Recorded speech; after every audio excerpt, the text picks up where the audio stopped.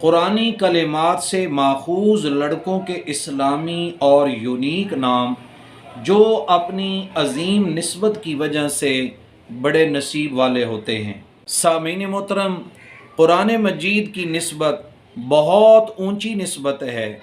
जिस चीज़ की निस्बत कुरान के साथ हो जाती है, जिस तरह कुरान पाक ऊंचा है, इसी तरह वो चीज़ भी निस्बत की वजह से ऊंची और बुलंद हो जाती है।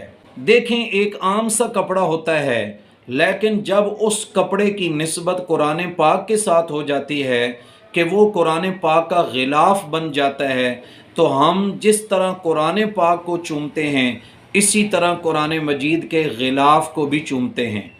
जिस तरह हम कुरान मजीद का एहतराम करते हैं, इसी तरह उस आम से कपड़े का भी एहतराम करते हैं।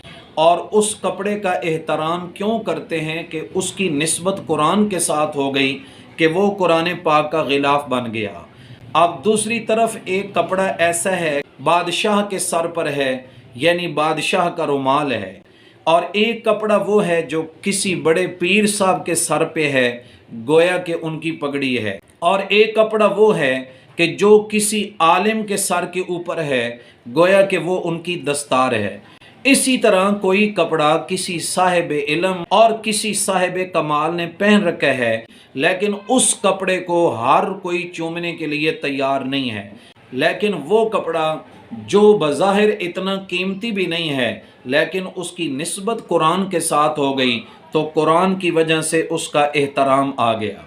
इसी तरह देखें, एक आम सी लकड़ी होती है, लेकिन जब उस लकड़ी की रेहल बन जाती है जिसके ऊपर कुरान मजीद रखा जाता है, तो जब हम कुरान मजीद को उठाते हैं तो अदब व एहतराम के साथ उठाते हैं। इसी तरह हम रेहल को भी बड़े अदब और एहतराम के साथ उठाते हैं कि इसके ऊपर कुरान पाक रखा जाता है। अब कोई भी शऊर वाला आदमी रेहल के ऊपर से अपने पाँव नहीं गुजारता, इसलिए कि उसका एक एहतराम है। और उस लकड़ी का एहतराम क्यों किया जा रहा है कि वो रेहल बन गई, उसकी निस्बत कुरान पाक के साथ हो गई। इसी तरह देखें, कितना ही आला किस्म का लेटर पैड हो, खूबसूरत वर्का हो, ज़मीन पर पड़ा हो, तो कोई आदमी उसको उठाने के लिए तैयार नहीं होता।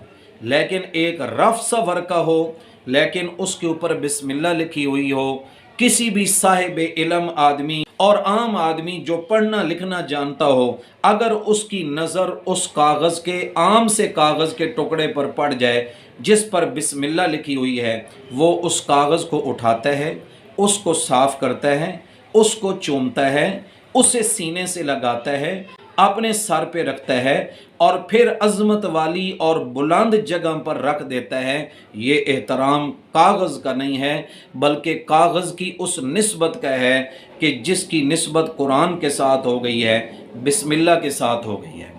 कुरान पाक की निस्बत बहुत ऊंची निस्बत है। देखें, शब कदर तमाम रातों से आला क्यों बन गई? इसलिए कि उस रात में अल्लाह ताला ने कुरान मजीद उतारा है। रमज़ानुल मुबारक तमाम महीनों का सरदार क्यों बना? क्योंकि उस महीने के अंदर अल्लाह रब्बुल आलमीन ने कुरान पाक नाजिल किया है। तो बहुत सारे लोग चाहते हैं कि हमारे बच्चों के नाम इस्लामी भी हों, यूनीक भी हों और ऊंचे बख्त वाले भी हों। तो कुरान मजीद के कलिमात से माखूज ऐसे 20 नाम जो अपनी निस्बत की वजह से बहुत बुलंद हैं, उन 20 नामों का जिक्र किया जाता है। और अल्लाह तबारक व तआला के दरबार में उम्मीद है कि ऐसे बच्चे निस्बत कुरान की वजह से कुरान के हाफिज होंगे। सबसे पहला नाम है आफाक। आफाक के माने आते हैं आसमान के किनारे के। एक नाम है साकिब। साकिब के माना आते हैं रोशन के। एक नाम है बुरहान। बुरहान के माने आते हैं दलील के। एक नाम है बाज़िग़। बाज़िग़ के माने आते हैं रोशन। एक नाम है सकलैन। सकलैन के माने आते हैं दोनों जहां, जिन्नो इंस। एक नाम है हनीफ। हनीफ के माने आते हैं उस मुवाहिद के जो यकसू होकर अल्लाह की तरफ मुतवज्जे होने वाला हो। ایک نام ہے رحیق، اس کے معنی آتے ہیں جنت کی شراب۔ ایک نام ہے زفیر، اس کے معنی آتے ہیں تیز آواز کے۔ ایک نام ہے زعیم، اس کے معنی آتے ہیں ذمہ دار اور سردار کے۔ ایک نام ہے رشید، اس کے معنی آتے ہیں نیک اور ہدایت یافتہ کے۔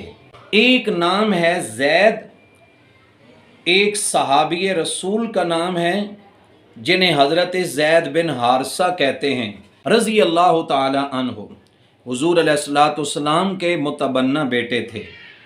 ایک نام ہے سرمد، اس کے معنی آتے ہیں ہمیشہ کے۔ ایک نام ہے سعود، اس کے معنی آتے ہیں چڑھائی کے۔ ایک نام ہے ضیاء، اس کے معنی آتے ہیں روشنی کے۔ ایک نام ہے طیب، اس کے معنی آتے ہیں پاک اور اچھا۔ ایک نام ہے غفران، اس کے معنی آتے ہیں بخشش کے۔ ایک نام ہے متین، اس کے معنی آتے ہیں مضبوط کے۔ ایک نام ہے مرجان، اس کے معنی آتے ہیں قیمتی پتھر کے۔ ایک نام ہے نجم، اس کے معنی آتے ہیں ستارے کے۔ ایک نام ہے ولید، اس کا معنی ہے پیارا بچہ۔